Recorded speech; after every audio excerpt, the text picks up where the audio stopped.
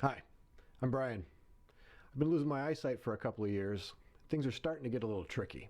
Right off the bat, I want to start by saying that this video is not at all aimed at getting any sympathy or pity or anything like that. This is just, I wanted to talk about some experiences I've been having, and I've looked around and I'm not really seeing videos and things like that from other people that are going through the same thing. I find videos of some folks that are already very visually impaired, but not too much about people that are slowly losing their sight and having to, adapt and change their life and stuff like that, and figure out how to work around it. So this is not for pity. This is not for sympathy. I'm okay. I'm fine. I'm happy with everything. Life is good. But this is just, my experiences. So wanted to say that just right off the top. So the eye disease that I have is called RP, Retinitis Pigmentosa. And what it is basically it's a genetic disease. It's hereditary. The only way you can get it is through, it's passed down. And the rods and cones, the light sensors inside your eye in the back, over time, they just die. And after a while, it gets to the point where you're just parts of images of what's incoming you just don't see anymore. And you don't really even realize it until, quite a bit of it's missing. So there's a lot of details about it, and I'm not going to go into all that, like what it is, and, look it up. There's a lot of stuff online. But I found out that I had this about 7 years ago. Things were getting kind of weird. I was noticing that I saw a lot of swirls and sparkles of colors and lights spinning around pretty much all the time. They were getting pretty bright, and that was a little concerning. So went to a retina specialist. They did a bunch of tests, of course, and did confirm that I had RP, and that I had lost at that point about 50% of my sight. I was already half blind by the time I went to the doctor. So and that wasn't a complete shock to me. My dad had the same disease, so even growing up as a kid, I saw him going through it, and watching him adapt and figure out how to keep doing things and work around it. So that was very helpful for me. I realized that you can just keep figure it out and keep going. The first couple of years that I knew that I had this weren't that big of a deal. It was mostly just dealing with the idea of this and knowing that eventually this was going to be a problem. And it wasn't at that time. I was still driving and working and stuff like that. I had a pretty normal life. So it wasn't that big of an impact to me yet.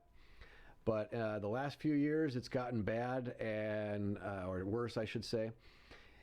And there's been a few events, I guess, that'll happen, and most of the time they're very inconsequential in most regards, but there's just a moment, something that happens. There's always a time you're looking for something, you can't find what you're looking for, and, oh, it's right there in front of me the whole time, and I can't believe I didn't see it, or somebody pops up and you didn't see him walk up. That happens to everybody. It happens all the time. So when you've been told and you know that you're losing your sight, every time that happens, you kind of question, well, did I not see that person just because I didn't see them?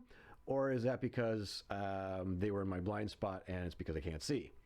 And most of the time it's not a big deal. It doesn't really matter unless you're, say, driving, in which case it's a very big deal. So the things that would pop up and happen to me that would kind of make me aware that this was starting to be a problem. And I looked around and I didn't really find a lot of other people that were having that kind of an experience. I found plenty of people that have, that are, almost entirely blind at this point, and how they're dealing with life and coping and stuff. And those videos are inspiring and helpful and all that stuff, but that's not me. That's not where I'm at. So I imagine there's people out there also that are going through the same thing. I know I'm not the only one. And it's tricky, and it'd be kind of nice to have other people to, chat with us about and see what kind of experiences that they're having, and where do you draw the line? When do you quit working? When do you quit driving? When do you have somebody else go to the store for you when you're tired of trying to read boxes from too far away? So I guess one of the experiences that happened to me very recently, this is about 3 weeks ago, I guess. Again, very mundane experience, really didn't mean anything, but kind of shook me for the whole day. I mean, honestly, now it's something happens and it kind of gets you. Anyway, I don't know what day it was, regular day of the week. It was morning. I was going to stopping at the convenience store to pick up, just get something to drink on my way to work. And this convenience store, this chain, has very clearly marked in and outdoors. I go to this gas station all the time, very familiar with it. I went to push the indoor open, and the door won't open. It's stuck. So I back up, I stop, and I'm looking around for a sign or a cones or something like that to say, the door's not open, whatever.